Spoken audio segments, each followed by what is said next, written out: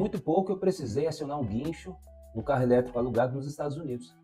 Fica aqui comigo que eu vou te explicar como é que isso tudo aconteceu e se vale a pena para você alugar um carro desse tipo na sua próxima viagem.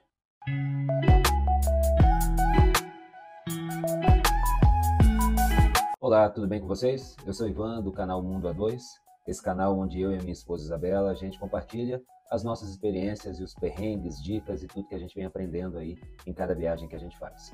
Hoje, num formato diferente, a Isabela não vai estar comigo, ela está num congresso importante para ela e eu aproveitei para contar um pouquinho sobre esse perrengue que a gente passou na nossa lua de mel com um carro elétrico. E já vou adiantar, que carro incrível! Eu peguei o Tesla Model 3, um carro não é o mais novo, se eu não me engano ele é de 2019, 2020, mas é um carro espetacular. É impressionante a qualidade de tudo que eu encontrei dentro desse carro. Queria alugar esse carro aqui, ó. Não tem um botão, até para ligar foi um par, para aprender a ligar. Tá carregando. Não tem um botão dentro do carro. Tudo é aqui, não vai não. E assim, é um carro que ele tem 515 cavalos, é um carro que acelera de 0 a 100 km em 3,4 segundos, velocidade máxima de 260 km por hora. Essa informação não é tão importante aqui no Brasil, mas quando você pega aquelas autoestradas lá dos Estados Unidos, você tem a segurança e a condição de poder usar mais velocidade no carro, se torna uma experiência incrível. O primeiro perrengue já foi não saber mexer no carro. Eu sabia que usava o cartão para entrar no carro, né, colocando ele na porta, mas quando eu entrei no carro, o cartão a gente não sabia onde colocar, eu não conseguia tirar ele do lugar acelerando. A chave do carro é esse aqui, bota aqui na porta, ela abre, coloca aqui, ela liga o carro. E eu tive que pedir ajuda de um rapaz que estava passando ali na garagem, né, para ele me explicar por que o carro não estava ligando e por que ao acelerar ele não saía do lugar, enfim. Bom, conseguimos sair então do aeroporto e aí você já entra naquelas autoestradas e aquela coisa agitadíssima e aí a gente viu que o carro realmente era forte. Qualquer acelerada ele dava bastante segurança para a gente, é um carro estável. Eu não estou aqui para falar especificamente do modelo do Tesla, né? Mas a questão é que para um carro elétrico, eu estava imaginando que a gente ia pegar um carro com pouca potência e não. Realmente foi um carro que me surpreendeu já no primeiro momento que a gente acelerou ele na saída do aeroporto. Por dentro é um carro espetacular, né? Os carros elétricos já vêm com um design bem futurista, algo que nos impressiona para quem está acostumado com carros tradicionais, né? E quando a gente foi uma descoberta, a gente estava mexendo no carro e tentando descobrir, a cada passeio que a gente dava, a gente descobriu uma coisa nova no carro, né? Ele tem sensores ao redor que ele identifica os carros passando. É algo que me chamou muita atenção. Você está dirigindo e ver como se fosse bonecos na tela, ele coloca ali como se fossem carrinhos, né? Mas no seu devido tamanho, se é um caminhão, é um tamanho maior, ele consegue representar muito bem a figura dos carros ao redor. E depois eu fui descobrir que o piloto automático dele também é fascinante. A gente não chegou a usufruir todas as características, né, do carro automático, mas a principal, que é quando ele acelera e freia, sem a gente precisar usar o pé do acelerador e do freio, é uma coisa incrível.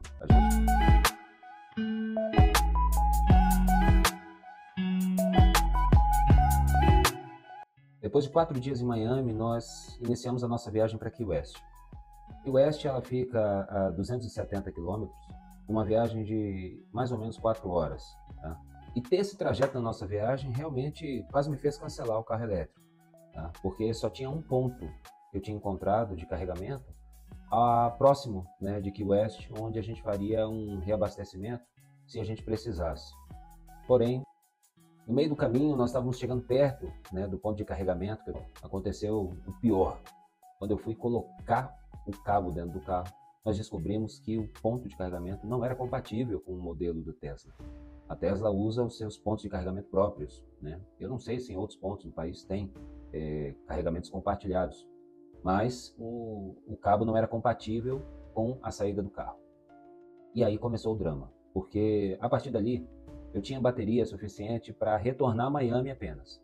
Não tinha bateria para ir até Key West e retornar até Miami. Confesso para vocês que eu não falei muita coisa com a Isabela, tá? Se eu tivesse falado, eu acho que ela teria me matado em plena lua de mel. Mas assim, Quando eu comecei a pensar, eu comecei a rodar aquele estacionamento, procurando alguém que tivesse um adaptador, algo que pudesse nos ajudar. E quase desistindo, eu tive a sorte de aparecer uma mulher com um carro igualzinho ao nosso. E quando ela apareceu, eu fui correndo falar com ela, né? Ela até estranhou o meu contato, ela viu que eu estava precisando de ajuda, mas foi muito gentil.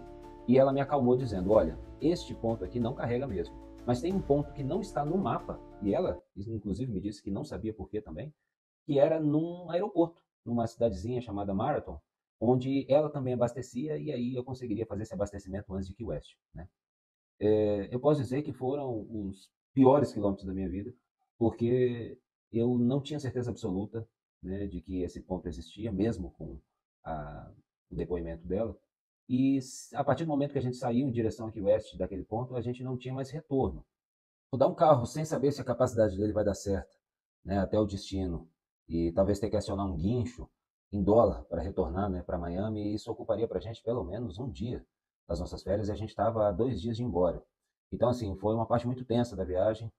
Quando eu vi aquele ponto de carregamento lá, perto de um aeroporto pequenininho, de aviões de pequeno porte, se não me engano, tinham 3 pontos de recarga para Tesla, foi um negócio assim, eu não sei explicar. E a partir dali eu relaxei, porque era o único problema que a gente tinha em relação ao carro, era isso, né? Era essa dependência de uma viagem um pouquinho mais longa, a gente depender de um ponto de recarga. Em relação ao preço de abastecimento, tá?